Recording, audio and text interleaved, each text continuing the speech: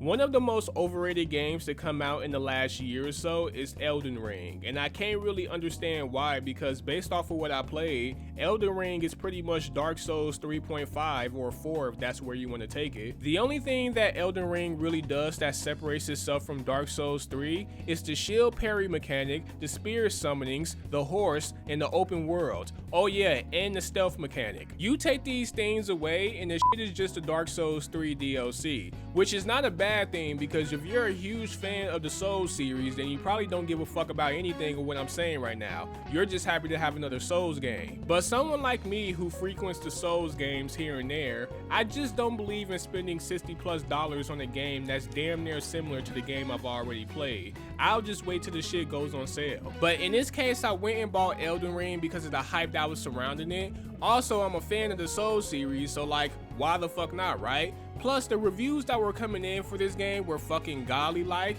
and after playing 5+ hours of Elden Ring, I cannot for the life of me figure out why this game was so well received. Elden Ring, aka Elden Snooze, aka Elden Z's, aka the Horse Simulator, 95% of the 5+ hours I put into that game was spent running around on my horse farming souls, getting armor and weapons, and just hoping to find some shit to do. I even checked out some Twitch streams to see if anyone was doing anything interesting with this game, and lo and behold, they were doing the exact same shit as me, running around on a horse hitting shit with the hopes of finding something to do. I literally came across a Twitch streamer who was literally begging to find a dungeon or a cave to raid while they was running around on their horse. The world feels empty a lot of times with no sense of direction, which will give off the impression that the game is boring, which it is a lot of times. I can't tell you how many times I fell asleep on the controller while running around on my horse to only wake up and get game banged by a bunch of random ass enemies. A lot of the areas in this game look the fucking same, and the ones that do look different, they have this dullish tone to them that literally begs the player to fucking yawn. Like, this shit is like NyQuil on joysticks. A lot of people like to say that Elden Ring is a perfect mixture of Dark Souls and Zelda Breath of the Wild, which I find to be a huge issue because I think Zelda Breath of the Wild is one of the most boring and tedious games ever. Like, that shit is NyQuil on joysticks as well, but to an even greater degree, because you can't even walk around with your sword in the rain because you'll get hit by lightning.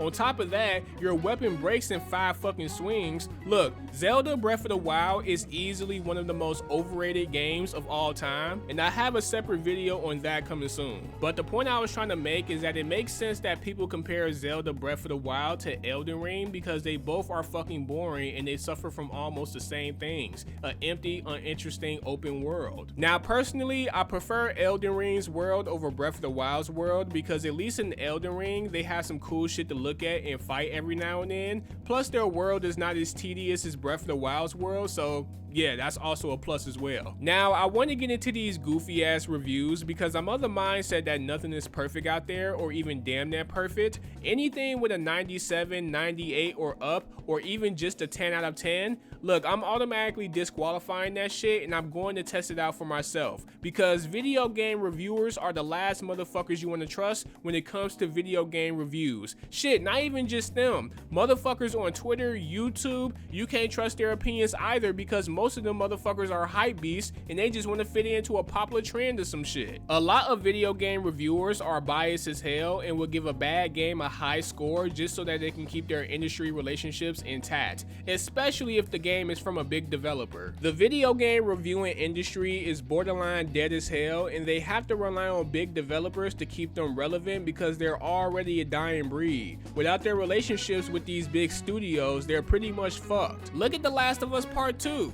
Can you really tell me with a straight face that that game was well executed? They gave that shit a 90+ score and it won Game of the fucking Year. Like, it can't get more fucking obvious than that. And now you're telling me I'm supposed to take these 97s, 98s, and fucking 10 out of 10 seriously? Like, get the fuck out of here, bro. Elden Ring launched with mad buzz and glitches, and they're out here giving it 10 out of 10s. Like, how does that shit make any sense? A 95 to 100 score score is a close to perfect to a perfect game. If your game has a shit ton of bugs and glitches to the point where it ruins the experience of the game, then the game is not a 95 to 100 or even a 10 out of 10. Now the combat in the game, whenever you do run into an enemy or a boss, is pretty fun, except it can get real repetitive at times whenever you fight against a boss. Like, you'll spend the majority of the fight dodging and rolling from their attacks than actually fighting them, which I guess is an issue with all Souls games that I pretty much have.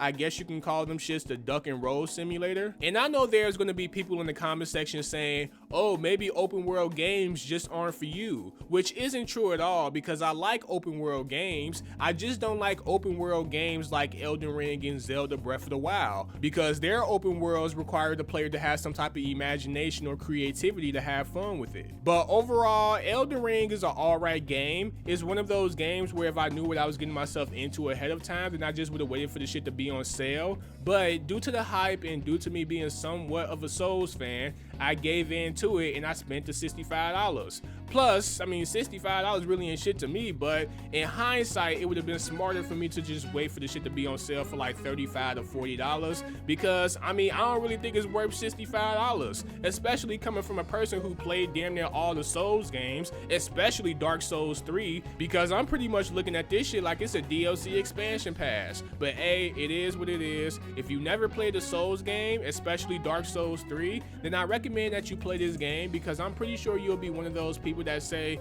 oh my god, this is the second coming of Breath of the Wild, because that seems to be the sentiment for this game around fucking social media and pretty much everywhere else. All I know is that Bloodborne is the best Souls game to ever be created, and they need to come out with a PC version, or at least announce Bloodborne Part 2 for the PS5 or some shit, because the minute they announce Bloodborne Part 2, trust me, they'll put all this Elden Ring shit to rest, best believe it. But that's pretty much all I have to say. If you enjoyed the video, please like and subscribe. I very much appreciate it. It's your boy Trigger Senpai, and I'm out, man. Peace.